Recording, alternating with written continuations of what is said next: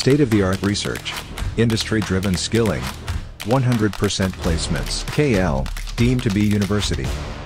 Narsapuram parliament పరిధిలో దాదాపుగా BJP పార్టీని నమ్ముకుని 34 సంవత్సరాల నుంచి పార్టీలో సేవ చేస్తున్న భూపతిరాజు శ్రీనివాసవర్మకు ఎంపీ టికెట్ ఇచ్చారు ఎన్డీఏ కూటమి తరపున. అయితే ఇక్కడ నర్సాపురం పార్లమెంట్కి సంబంధించి కొంతమంది బీజేపీ సీనియర్ నాయకులు ఉన్నారు. వీరు కూడా చాలా దాదాపుగా కొన్ని సంవత్సరాల నుంచి కూడా పార్టీలో అంకిత భావంతో సేవ చేస్తున్నారు. ప్రస్తుతం భూపతిరాజు శ్రీనివాసవర్మ గెలుపు కోసం వీరు ఏ విధంగా కృషి చేస్తారో మనం వీరిని అడిగి తెలుసుకుందాం. సార్ నమస్తే.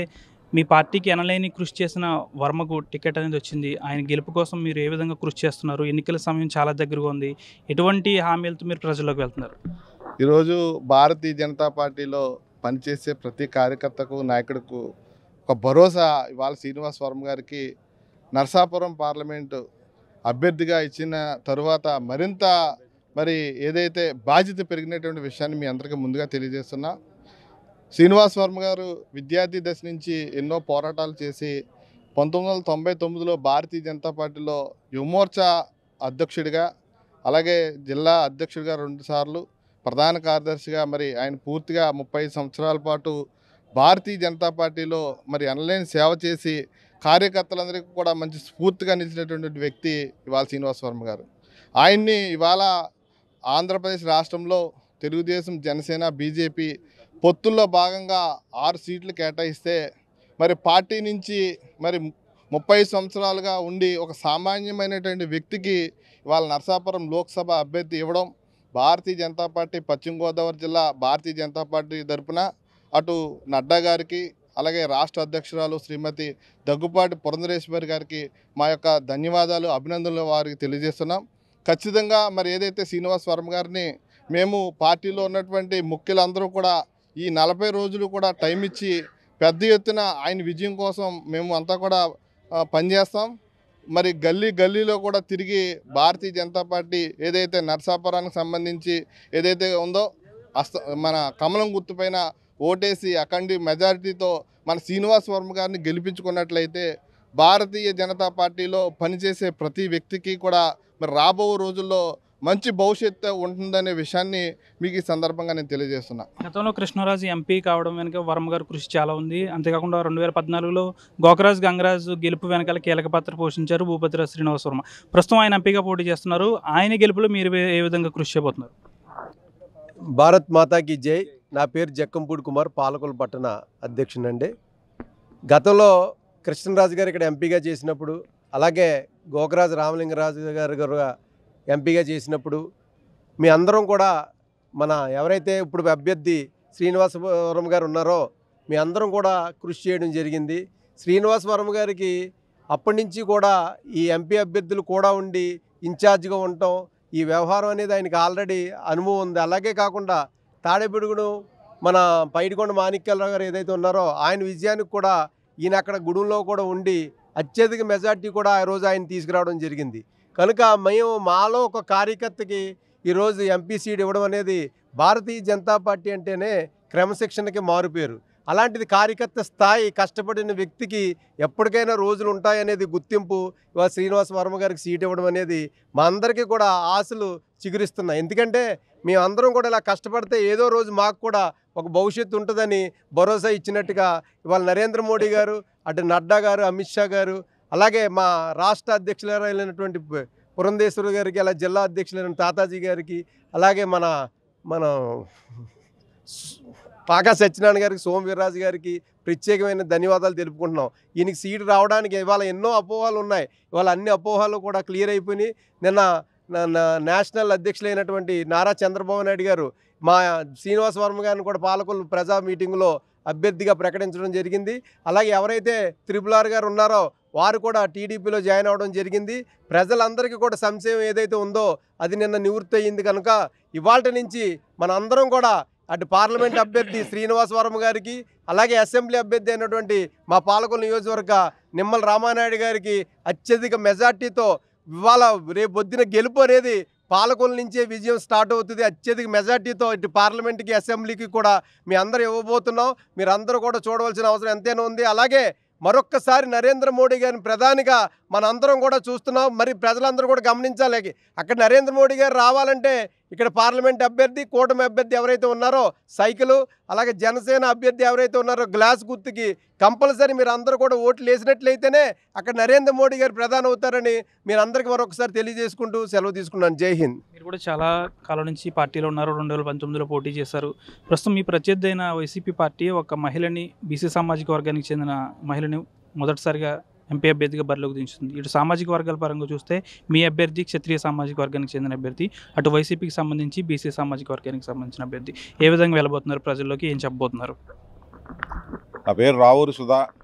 గత 26 సంవత్సరాల నుంచి భారతీయ జనతా పార్టీలో పనిచేస్తున్నాను.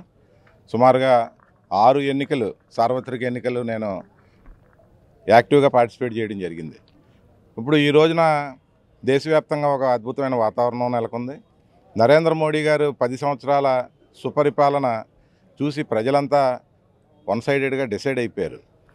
అందులో భాగంగా ఇటీవల ఈ రాష్ట్రంలో ఏర్పడిన ఎన్డీఏ కూటమి ఏదైతే ఉందో ఆ కూటమిలో అభ్యర్థిగా ఇక్కడ స్థానికంగా మా పార్టీ కార్యకర్త నాయకుడైనటువంటి శ్రీనివాస్ వర్మ గారిని అభ్యర్థిగా పెట్టడం మరి ప్రత్యర్థి పార్టీల గుండెల్లో గుబులు పుట్టింది ఇప్పుడు ఈరోజు. ఎందుకంటే క్రమశిక్షణ కలిగిన ఒక సీనియర్ కార్యకర్తను గుర్తించి భారతీయ జనతా పార్టీ ఇక్కడ అభ్యర్థిగా పెట్టడం ఏదైతే ఉందో కుల ప్రాతిపదికన కాకుండా కులాలని అధిగమించి ఈ రోజున భారతీయ జనతా పార్టీ అభ్యర్థి అఖండ మెజార్టీతో గెలవడం జరుగుతుంది. ఎందుకంటే భారతీయ జనతా పార్టీ ఏనాడు కూడా కుల ప్రాతిపదికన రాజకీయం చేయలేదు. కేవలం అభివృద్ధి ఆలోచనగా ఈ రోజున భారతదేశంలో పరిపాలన కొనసాగుతుంది. ప్రజలంతా కూడా ఈ యొక్క పరిపాలనలే, భారతదేశంలో జరుగుతున్న అభివృద్ధిని చూసి ప్రపంచ దేశాల్లో కూడా భారతదేశంలో మేము ఎందుకు పుట్టలేదు, నరేంద్ర మోడీ గారి పరిపాలనలో మేము ఎందుకు లేము అనేది ఒక ఆలోచన వచ్చింది. అది ఈ నరసాపురం పార్లమెంటే కాదు, ఎంటైర్ దేశంలోనే ఈ వాతావరణం ఉంది. కాబట్టి ప్రత్యర్థులు ఎవరో కూడా మా ముందు సరిపోరు. భారతీయ జనతా పార్టీ వన్ సైడెడ్గా ఇక్కడ విన్ అవ్వడం ఖాయం అని చెప్పి ఈ సందర్భంగా తెలియజేసుకుంటున్నాం. అందులోనే శ్రీనివాస్ వర్మ లాంటి అంకితభావం కలిగిన కార్యకర్తకి ఇవ్వడం నిజంగా ప్రజలంతా కూడా హర్షిస్తున్నారు. ఈ రోజున ఎంపీలు అంటే ఏదో కేటగిరీ నుంచి దిగే పరిస్థితిలో అన్ని రాజకీయ పార్టీలు చేస్తున్నాయి. కానీ బీజేపీ అలాంటి పరిస్థితి కాదు. ఇది కార్యకర్తకు భరోసా, ప్రజలందరికీ కూడా ఒక సిగ్నల్గా దీన్ని భావించవచ్చు అని చెప్పి ఈ సందర్భంగా తెలియజేసుకుంటూ రాబోయే ఎన్నికల్లో అఖండ మెజార్టీతో శ్రీనివాస్ వర్మ గారిని పార్లమెంట్ అభ్యర్థిగా, అలాగే పాలకొల్లు అసెంబ్లీ అభ్యర్థిగా నిమ్మల రామానాయుడు గారిని కూడా అఖండ మెజార్టీతో గెలిపించాలని చెప్పి ఒక గుర్తు కమలం మీద, రెండోది సైకిల్ మీద ప్రజలంతా ఓటేయాలని చెప్పి సందర్భంగా తెలియజేసుకుంటూ సెలవు తీసుకున్నాను. జై హింద్. ఉత్తరాదిని మీకు బూత్ స్థాయి కమిటీలు మీ అభ్యర్థుల గెలుపులో చాలా కీలకమైన పాత్ర పోషిస్తూ ఉంటాయి. ఏపీలో వచ్చేసరికి బూత్ కమిటీలు ఏ విధంగా ఉన్నాయి? ఎందుకంటే ఎన్నికలు దగ్గరికి రాబోతున్నాయి. ఎప్పటి నుంచి మీరు ఏమైనా పటిష్టం చేసుకోబోతున్నారా? ఏ విధంగా వెళ్ళబోతున్నారు? మీరు అడిగిన ప్రశ్న మంచి ప్రశ్న. ఉత్తరాదిలోనే బూత్ కమిటీలు కాదు, ఉత్తరాదిన బూత్ కమిటీలు, పన్నా కమిటీలు అంటే పేజ్ వారీగా కూడా బూత్ వారీ కాకుండా బూత్కి 100 మంది సభ్యులు ఉన్నట్టయితే అందులో పేజీకి 25-30 మంది సభ్యులతో పన్నా కమిటీ అంటారు. పేజ్ కమిటీలు కూడా ఉత్తరాదిన వేయడం జరిగింది. కానీ మన దక్షిణాది రాష్ట్రాల్లో ప్రతి బూత్కి కమిటీలు 11 మందితోటి కమిటీలు వేసేయడం, బూత్ వారీగా మేము అనేక సార్లు సమావేశాలు నిర్వహించుకోవడం.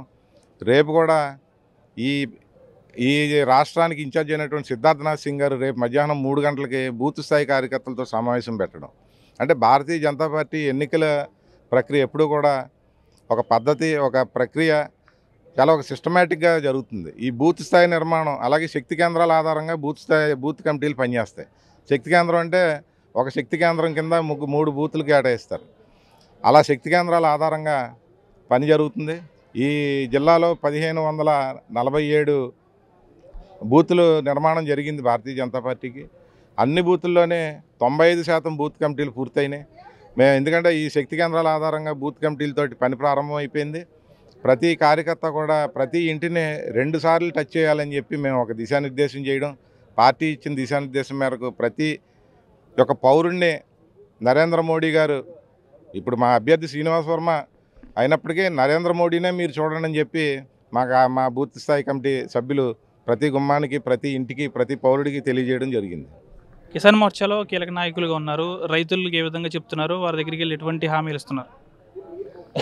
ముందు భారతీయ జనతా పార్టీ ఆవిర్భావం జరిగి 44 సంవత్సరాలైన సందర్భంగా భారతీయ జనతా పార్టీ ఆవిర్భావ దినోత్సవ శుభాకాంక్షలు తెలియజేస్తూ, భారతదేశంలో మొట్టమొదటిసారిగా భారతీయ జనతా పార్టీ 2014లో ప్రవేశించి కేంద్రం ఎప్పుడైతే అధికారంలోకి వచ్చిందో నరేంద్ర మోడీ గారు తీసుకున్న మొదటి నిర్ణయం జై కిసాన్ జై జవాన్. బార్డర్లో ఉన్న జవాను ఎప్పుడైతే బలంగా ఉంటాడో శత్రు దేశాలతో మనకి సమస్య ఉండదు, మనం పూర్తి సెక్యూరిటీతో ఉంటామనే ఒక ఆలోచనతో, అలాగే భారతదేశంలో లోపల ఉన్న రైతు ఎప్పుడైతే ఆరోగ్యంగా ఆర్థికంగా బాగుంటాడో అప్పుడే ఈ దేశం సౌభాగ్యంగా ఉంటుందనే ఒక ఆలోచనతో అక్కడ బార్డర్లో ఉన్న సైనికులకి అనేకమైన అధునాతన సామాగ్రిని ఇవ్వటం, అలాగే వాళ్ళు కట్టుకునే బట్టలు కానించి బూటు కానించి శ్రద్ధ తీసుకుని వాళ్ళకి ఎటువంటి ఇబ్బంది లేకుండా సెక్యూరిటీ ఇవ్వటం. రెండవది ఏదైతే రైతు ఏదైతే ఉందో రైతు పడే బాధ, అతనికి పడే ఇబ్బంది, మనం ఒక మోటార్ సైకిల్ కొనుక్కుంటే దానికి ఇన్సూరెన్స్ ఉంటుంది, కానీ రైతుకి పండించే రైతుకి ఇన్సూరెన్స్ ఉండదు. దానికి ఫసల్ బీమా పథకాన్ని ఏర్పాటు చేసి రైతు ఊడిసిని కానించి మొక్క కానించి కోత కోసే వరకు ఎక్కడ నష్టం జరిగినా ఓన్లీ ఒక ఫోటో తీసి అది పంపితే దానికి జరిగిన నష్టం ఇన్సూరెన్స్ ద్వారా వచ్చే రకంగా ఈ భారతదేశంలో మొట్టమొదటిసారిగా ప్రవేశపెట్టిన ఘనత భారతీయ జనతా పార్టీకి నరేంద్ర మోడీ గారి ప్రభుత్వాన్ని.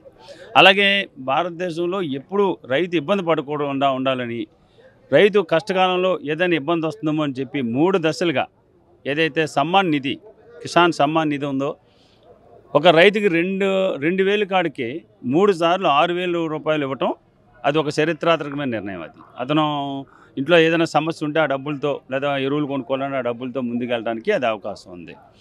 అలాగే మరో అంశం ఏంటంటే, రైతు ఎప్పుడు కూడా ఎవరి దగ్గరికి వెళ్ళి దేహి అని అడుక్కోకుండా అతనికి బ్యాంకుల్లో క్రెడిట్ కార్డు ఇచ్చి ఒక్కొక్క రైతు 1,50,000 నుంచి 2 లక్షల వరకు వడ్డీ లేని రుణాన్ని ఏర్పాటు చేసిన ఘనత కూడా ఈ భారతదేశంలో నరేంద్ర మోడీ ప్రవేశపెట్టిన రైతు యొక్క సంక్షేమం కోసం తీసుకొచ్చింది.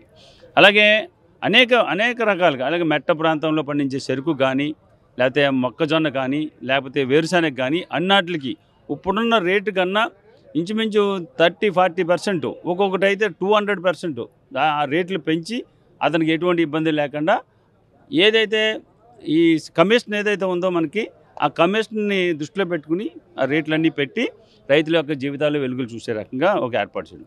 అలాగే ఈ రోజున 2014 మన అందరికీ తెలుసు, ఒక యూరియా బస్తా కావాలన్నా, ఒక అమ్మవాస్ బస్తా కావాలన్నా ఎంఆర్ఓ ఆఫీసులో ఒక లెటర్ ఇస్తే, ఆ తర్వాత అగ్రికల్చర్ డిపార్ట్మెంట్లో దానికి స్టాంప్ వేయించుకుని ఆ ఎరువులు డీలర్ దగ్గరికి వెళ్తే అక్కడ లైన్లో నుంచుని కొట్టుకుని చచ్చి లాఠీ ఛార్జీలు దెబ్బతిని మరణించిన రైతులు కూడా ఉన్నారు ఆ ప్రక్రియలో, ఒక్క యూరియా బత్తా కోసం. అటువంటి ప్రక్రియ ఇబ్బంది లేకుండా యూరియాకి ఏదైతే ఉందో సైంటిఫిక్లు అందరిని కూర్చోబెట్టి, అక్కడ యూరియా సమస్య ఏంటంటే, యూరియా రైతులకు తప్ప రెండో వాడికి ఉపకారం లేకుండా అందులో యాప నూనెని కలిపి తద్వారా అది బ్లాక్ మార్కెట్ అవ్వకుండా రైతులకి ప్రతి ఎరువుని ఇవాళ రైతు డీలర్లు మన రైతుల దగ్గరికి వచ్చి ఇచ్చే పరిస్థితిని కల్పించిన ఘనత నరేంద్ర మోడీ, భారతీయ జనతా పార్టీ, ఎన్డీఏ ప్రభుత్వాన్ని. అలాగే అనేక సమస్యల మీద అవగాహన ఉన్న వ్యక్తి భారతీయ జనతా పార్టీ. అన్ని సమస్యల మీద ఎక్కడైతే కేంద్రంలో నరేంద్ర మోడీ టీంకి ఎంత అవగాహన ఉందో, భారతీయ జనతా పార్టీ పశ్చిమ గోదావరి జిల్లా కూడా పూర్తి టీంకి అంత అవగాహన ఉంది. ఇందులో ఉన్న అభ్యర్థి ఎవరైతే శ్రీనివాసం ఉన్నారో 34 సంవత్సరాలు ఆయన సుదీర్ఘ పరిపాలనలో కౌన్సిలర్లు చేశారు, ఒక కాలేజీ కరస్పాండెంట్ చేశారు, అలాగే జిల్లా అధ్యక్షుడిగా 2-3 సార్లు పర్యాలు చేశారు, ప్రధాన కార్యదర్శి చేశారు. అలాగే యువి కృష్ణరాజు కేంద్ర మినిస్టర్గా ఉన్నప్పుడు పూర్తిగా బాధ్యతలు ఆయన తీసుకున్నారు. అలాగే గంగరాజ్ గారు ఉన్నప్పుడు అభివృద్ధి కార్యక్రమంలో ఆయన పాలు పంచుకున్నారు. ఆయన కౌన్సిలర్గా రైల్వే గేట్లు పెట్టించారు. ఆయన కౌన్సిలర్గా అక్కడున్న వాటర్ ప్రాబ్లం ఏదైతే భీమవరంలో ఉందో ఆ వాటర్ ప్రాబ్లం లేకుండా మరి అనేక 3 ట్యాంకుల్ని స్పెషల్గా తీసుకురావడమే కాకుండా పైప్ లైన్స్ వాటికి కూడా పూర్తి స్థాయి దాన్ని సుజల ద్వారా, అలాగే మోడర్న్ సిటీ కింద తయారు చేయాలని ఒక ఆలోచన, అన్నట్లోని శ్రీనివాస వర్మ పెద్ద పాత్ర వహించారు. అలాగే భీమవరంలో ఉండే డిట్కో ఇల్లు అంటారు, అంతకుముందు ఎన్టీఆర్ ఇల్లు అంటారు, ఇప్పుడు డిట్కో ఇల్లు అంటారు. ఆ ఇల్లులు ఈ రోజున 9,000 ఇల్లులు ఏకాగ్రతతో అతి తక్కువ టైంలో పెద్ద ఎత్తున బ్రహ్మాండాన్ని కన్స్ట్రక్షన్ చేసి ఈ భీమవరం, పాలకొల్లు ఈ ఏరియాలో, వెస్ట్ గోదావరిలో అనేక ఇల్లు అప్పచెప్పిన ఘనత కూడా భారతీయ జనతా పార్టీ, ఎన్డీఏ ప్రభుత్వం అని మేము గర్వంగా చెప్పుకోవడానికి సరిపోతే భారతీయ జనతా పార్టీకి ఓటేయడానికి. మొన్న ఏదైతే వికసిత భారత్ ఏదవుతుందో అందులో ఏ లబ్ధిదారులకు ఏమి ఇచ్చారు కేంద్ర ప్రభుత్వం అనేది చాలా స్పష్టంగా తెలియజేయడం జరిగింది. వాళ్ళే ఆశ్చర్యపోయేలాగా ప్రభుత్వ అధికారులు ప్రభుత్వ ప్రజానాయకులు అబద్ధం ఆడొచ్చు, ప్రభుత్వ అధికారులు అబద్ధం ఆడటానికి ఉండదు. ప్రభుత్వ అధికారులే ఏ గ్రామానికి ఎన్ని ఇల్లులు ఇచ్చాం, ఏ గ్రామానికి ఎటువంటి లోన్లు ఇచ్చాం, ఏ గ్రామానికి ఎటువంటి సౌకర్యాలు కల్పించాం, ఇవన్నీ కూడా ప్రభుత్వ అధికారులే తెలియజేసి వాళ్ళందరినీ కూడా కూర్చోబెట్టి మాట్లాడడం జరిగింది. అది సరిపోతుంది భారతీయ జనతా పార్టీకి ఓటేయడానికి. దాదాపుగా పార్టీలో కష్టపడి పనిచేసిన వ్యక్తికి ఇటువంటి స్థానాన్ని కల్పించడం అనేది చాలా అదృష్టంగా భావిస్తున్నామని అయితే బీజేపీ నాయకులు చెప్తున్నారు. ఇంత కష్టపడి ఆ పార్టీలో పనిచేసిన భూపతిరాజు శ్రీనివాసవర్మని తప్పనిసరిగా ఎన్డీఏ కూటమిలో భాగంగా ఎంపీ అభ్యర్థిగా ఇక్కడ భారీ మెజార్టీతో గెలిపించుకుంటాం, అనేక అభివృద్ధి కార్యక్రమాలు కూడా మేము ఇక్కడ చేపడతామని నర్సాపురం పార్లమెంటుకి సంబంధించిన బీజేపీ సీనియర్ నాయకులందరూ కూడా ఏకదాటి మీదకి వచ్చి చెప్తున్న పరిస్థితి కూడా నెలకొంది. వీడియో జర్నలిస్ట్ శేఖర్తో మనోజ్, RTV, పశ్చిమ గోదావరి నుంచి. మరిన్ని వీడియోస్ కోసం ఛానల్ ని సబ్స్క్రైబ్ చేయండి, లేటెస్ట్ అప్డేట్స్ కోసం వాట్సాప్ ఛానల్ ని ఫాలో చేయండి అండ్ లింక్ డిస్క్రిప్షన్ లో ఉంది.